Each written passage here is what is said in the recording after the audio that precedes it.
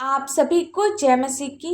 मेरे प्रियो, प्रेरित पौलुस एक महान विश्वासी व्यक्ति था। वह संकट के समय में बीमारी की पीड़ा से बाहर निकलने के लिए प्रभु से 3 बार प्रार्थना करता है, लेकिन परमेश्वर ने पौलुस की प्रार्थना नहीं सुनी। ऐसा नहीं था कि परमेश्वर पौलुस से प्रेम नहीं करता था। परमेश्वर पौलुस से असीम प्रेम करता था, लेकिन परमेश्वर चाहते थे कि पौलुस बीमारी की अवस्था में भी पूरा भरोसा रखे और अपनी कमजोरी में गर्व करना सीखे, क्योंकि वचन में कहा गया है 2 कुरिन्थियों 12 अध्याय का 7 से 9 पद में, मेरे शरीर में एक कांटा चुभाया गया, अर्थात शैतान का एक दूत, कि मुझे घूंसे मारे ताकि मैं फूल न जाऊं। इसके विषय में मैंने प्रभु से 3 बार विनती की कि मुझसे यह दूर हो जाए।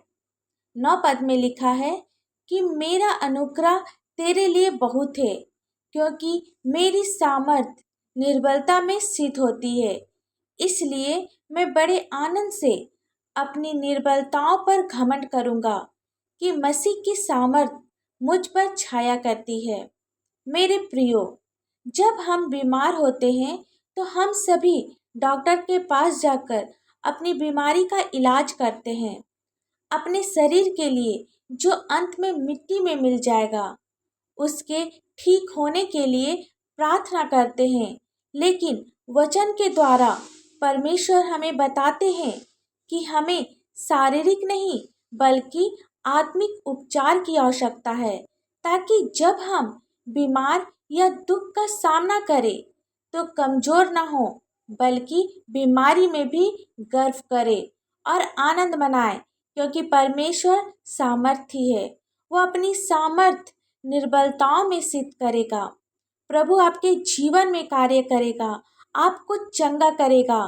इसके लिए हमें निरंतर प्रार्थना करते रहना है, ताकि हम सभी परीक्षा में ना पड़े। वचन कहता है, आत्मा तो तैयार है परंतु शरीर दुर्बल है।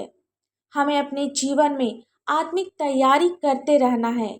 यीशु ने भी अपनी मृत्यु की पीड़ा को, अपनी दुख को दूर करने के लिए परमेश्वर से 3 बार प्रार्थना करता है और कहता है, हे पिता, यदि हो सके तो यह कटोरा मुझसे टल जाए, तो अभी जैसा मैं चाहता हूँ वैसा नहीं, परंतु जैसा तू चाहता है वैसा ही हो। इस वचन में भी हमने देखा कि परमेश्वर चाहते हैं कि यीशु कष्ट सहे, क्रूस की मृत्यु मरे, ताकि हम सब इस कष्ट में, इस दुख में, इस मृत्यु में गर्व कर सके कि अब हमारे पापों की क्षमा हो सकती है। इसलिए जब भी आपके जीवन में दुख आए तो इसे आनंद की बात समझे। प्रभु आपके दुख को आनंद में बदलेगा, आपके जीवन में अद्भुत कार्य करेगा, ताकि आप गर्व कर सके। आइए हम सब प्रार्थना करें। पिता परमेश्वर, हम आपका धन्यवाद करते हैं, आपके नाम की महिमा करते हैं, बड़ाई करते हैं, तारीफ करते हैं, प्रशंसा करते हैं पिता, क्योंकि आप इसके योग्य हैं। पिता, आपने हमें रात भर संभाला, अच्छी नींद दिए और इस सुंदर सी सुबह को देखने के लिए दिया, इसके लिए आपका धन्यवाद। पिता, जितने भी भाई बहन, बच्चे, बुजुर्ग आपसे प्रार्थना करें पिता, आप इनकी प्रार्थनाओं को सुन और इनका उत्तर दे पिता। पिता, आप इनकी कमजोरी को, इनकी समस्या को, इनकी बीमारी को आप जानते पिता। आप इनकी कमजोरी में, इनकी निर्बलता में आप सामर्थ सिद्ध हो पिता। आप इनकी कमजोरी में गर्व का कारण बन पिता, होने दे पिता। जितने भी भाई बहन अपनी पारिवारिक समस्या को लेकर परेशान है पिता, बच्चों की परवरिश को लेकर परेशान है पिता, आप इनकी चिंता को आनंद में बदल, आप इनकी समस्या को दूर कर पिता। पिता, जितने भी लोग आज कर्ज के कारण चिंता में रहते पिता, आप इनके लिए उपाय कर, आप इनके लिए प्रबंध कर पिता। पिता, प्रार्थना करते हैं प्रत्येक बीमार लोगों के लिए पिता, यीशु के नाम से हर एक बीमारी दूर होने पाए। पिता ये सभी अपने जीवन में चंगाई को प्राप्त करने पाए पिता, ये सभी अपने जीवन में सामर्थ्य को प्राप्त करने पाए, ताकि ये सभी गवाही का कारण बनने पाए पिता। पिता, आप अपने बच्चों के जीवन में अद्भुत अद्भुत कार्य कर पिता। हमें पूरा विश्वास है आपने हमारी प्रार्थना को सुना है और उसका उत्तर हाँ में दिया है।